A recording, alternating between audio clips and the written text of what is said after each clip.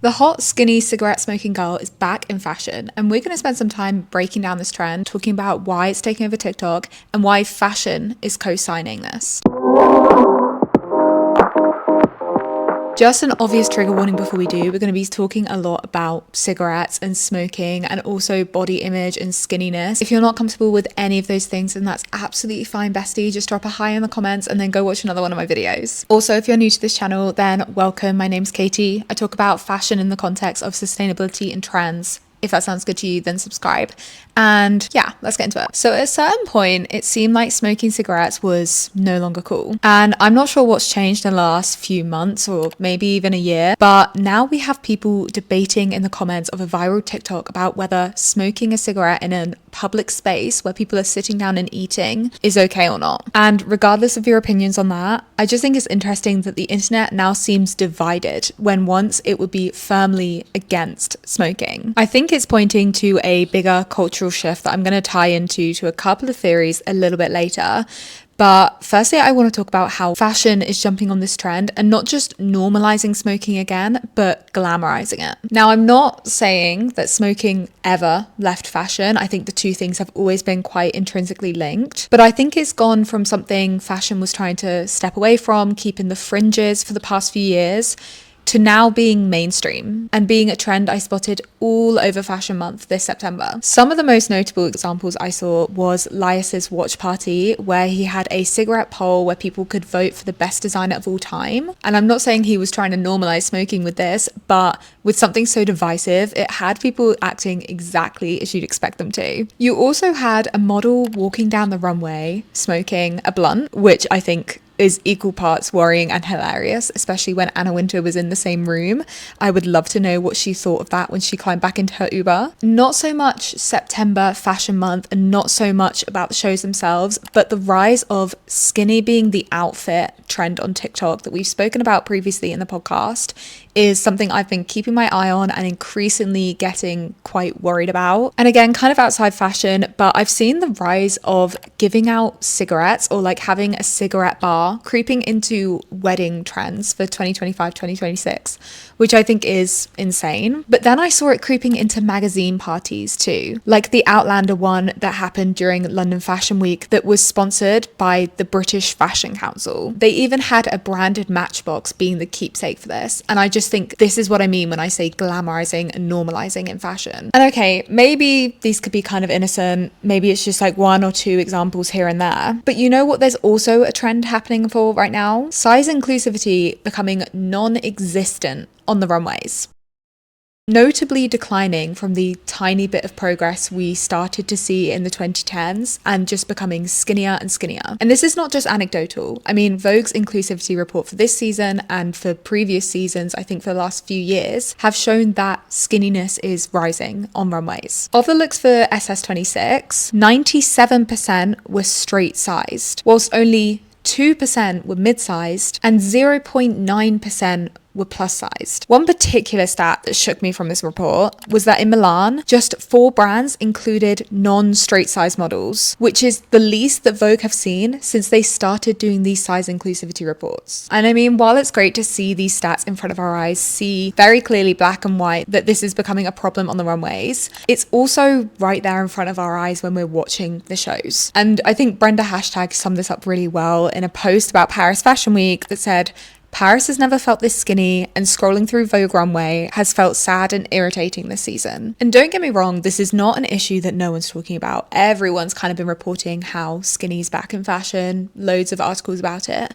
But I don't like how no one's really drawing the link between skinny being back and cigarettes being glamorized. I mean, cigarettes are known for being appetite suppressants, so it boggles me why no one's drawing that link and drawing attention to this. It feels like we're literally going backwards on all of it. I mean, did fashion spend all of that time shouting about inclusivity in the 2010s and society as a whole spend all that time demonizing cigarettes, talking about how cigarettes are so bad for our health, to just fall back on that progress a few years later? We've gone from literally every advert including some aspect of size inclusivity and brands putting out PR statements and being really certain about their image and trying to be inclusive to literally nothing. no one's saying anything about this. I think it just shows that for fashion, size inclusivity was never about doing the right thing. It was about capitalizing on what was the popular thought at the time and being able to sell something off the back of it. Right now, Ozempic is more popular than plus size. But I also don't think it's just the Ozempic craze that's changing what's hot in fashion right now and putting skinniness in cigarettes on top of the pile. And I have a few theories I think we should go through. For one thing, I think the pipeline from clean girl fatigue to messy girl that smokes is very, very strong. Society has had enough with slick back buns and wellness, and brat, I think, was a gateway into a messier lifestyle becoming glamorized again. Party culture being back, nostalgia for the 90s and the 2000s, both decades where smoking was glamorized still. And I think it becomes a very strong theory as to why smoking is back now. It's not even like the internet is divided still into clean girls who don't smoke and messy girls who have always smoked and it's always been their lifestyle. There just doesn't seem to be a cultural divide anymore, and I feel like smoking has infiltrated every single echelon of what kind of girl you are. Even the celebs who are leading the clean girl charge, like Hailey Bieber,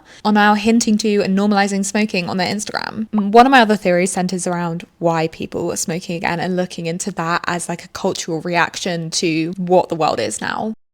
The idea that it's in reaction to increased social anxiety, stress, and the rise again of nostalgia and like rebellion against our reality is, I think, a pretty strong theory. And I think maybe the narrative that we're openly smoking online now and openly talking about something that a lot of people have been doing the whole time, but maybe weren't talking about as much online because it wasn't as popular, is a signal that we're glamorizing being honest about being stressed about the world, not being perfect online, not being like a girl boss. And I know that sounds kind of silly, kind of performative, but it is kind of the opposite of what's been popular online for a while now. TikTok especially glamorizing being on top of your game, you know, journaling, meditating, diets, matcha, wellness, supplements, blah, blah, blah. It makes sense that the cigarette is the antithesis of that and the symbol of being okay with not being okay, which is now the new thing online, at least. I don't know, maybe that's one of my more unhinged theories about this. But I also have another one that's kind of an expansion of this, kind of even more unhinged, because I want to link the rise of smoking with more people searching for meaning online, the anti-trend and increased amount of people searching for real influencers. I think the idea for this pipeline is best explained by an article I was reading on Substack, the title of which was "Dump Your Matcha and Have a Cigarette, Bitch." And this quote from it, I think, is what sparked this idea. What if maybe, just maybe, we don't need more self-discipline, we simply need to live in community and not take life so damn seriously? The author was linking this thought to a vacation she was having in one of the world's blue zones, where she saw a lot of old people sitting out, eating carbs, lying in the sun, not being productive, and just smoking a cigarette. And the underlying implication was that they're able to live a long, happy life, not because they're doing what TikTok tells us to do, but because they're having fun, chilling out, and I guess smoking. And I was really interested with her linking this to us needing to live in a community. Now, I don't think the author was necessarily saying that smoking is the new community, but it's also not wrong. TikTok is glamorizing smoking as being cool, as a way to meet people and go out in clubs and, you know, spark up conversations. And we know that in our connection-starved society, anything can give us a sense of community. So is it really that much of a reach that people are conflating smoking with community? I don't know. But what is clear to me is that this entire trend and this entire online discussion of smoking being glamorized as like liberation from our self-discipline is not the case here. In my opinion, it's just skinny propaganda. And another thing fashion is weaponizing to sell us something. Like, we can surely liberate ourselves and drop all of this wellness, matcha, slick back bun messaging that people seem to be tired of without also resorting to smoking and worrying discussions about body image. It doesn't have to be either or. We can find a nice middle. But I think fashion loves extremes, and I think fashion loved the wellness extreme because it was so much that they could package it up and sell it to us. And now they want us to go to the opposite extreme and sell that to us. And I can't explain it, but in a way, to me, it feels like smoking on the runway is like a shortcut fashion is using to make themselves feel more realistic, more relatable, without actually having to do much. Like, they're saying, oh, our models are paper thin and costs are rising and things are not as good quality, but like, our models are smoking down the runway, so we like get it. We get how hard it is for you, right? Like, buy our stuff.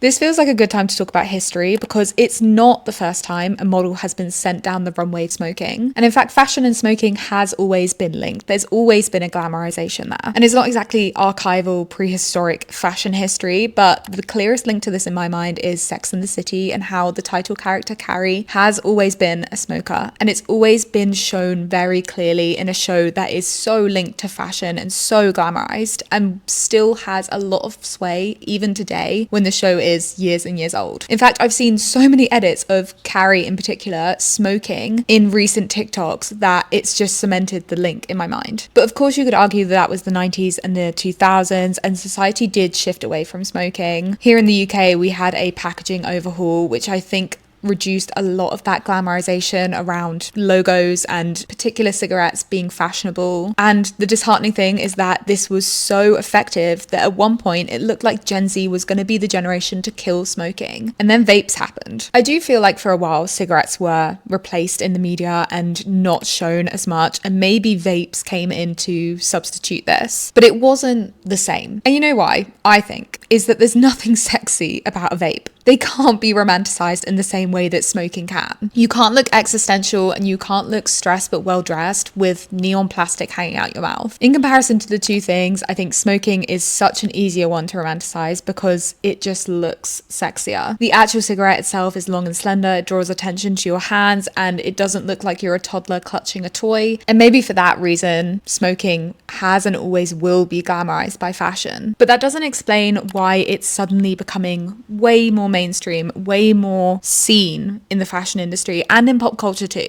I mean, to prove the point with a film that was really recent, in The Materialist, Dakota Johnson is literally reconnecting with her love interest over a cigarette in what I think is the fashion moment of the film. I mean, that blue dress, iconic to me with her bangs, like when I picture the film, I picture that look and the fact that the character is so linked to cigarettes and it's something that is meant to give her character meaning and her storyline meaning and the romance meaning, I think is just a really good metaphor for how we put smoking on a pedestal sometimes, or just use that as a cheat sheet for meaning more than it is. I mean, the question I want to answer for the end of this video is, are we going to be seeing smoking as an actual trend rather than something that just becomes a little bit more popular? I mean, I hope not. Obviously, smoking is bad for your health. Smoking is bad for people around you. But I'm not hopeful that this won't become a trend in some form, especially with what seems like fashion and big tobacco gunning for it to come back in. I think the real danger though is if TikTok makes it a trend, because we know how powerful the marketing and glamorization and the language that we use online can be in influencing people to do things that seem stupid just because it's cool. And I think in particular the cigarette being a symbol for being a cool girl above it all, I think it's the perfect storm to take over TikTok, and honestly I wouldn't be surprised if we just start seeing it more and more and more and go back on all of that progress we seem to make in the 2010s. Sorry, it's kind of a negative video. I really just wanted to dig into this trend. I think it's so interesting. I think it's tied into so many topics that I talk about on the channel, and I really want to hear your guys' thoughts on it too, whether you saw any other references to it during fashion month or even outside in the bigger fashion industry, whether you've been seeing this trend of smoking cropping up online on TikTok too, and just your thoughts on the glamorization of it and the links to skinniness. And yeah, you know I love hearing about your guys' theories. And yeah, I hope you have a lovely day and you enjoyed this video. If you did and you're not subscribed, then subscribe. Just before we end this video, I want to let you guys know that I've done a free video on Patreon that goes into where I get my sources for my stories and I guess the media I consume, because it's been highly requested and I thought that it would be nice to do over there. So again, that's going to be free. You can go over there, watch it, and if you like the content, then consider subscribing to me on Patreon, because that supports my work on this channel. And I'll speak to you really soon, besties. So have a lovely one. Bye.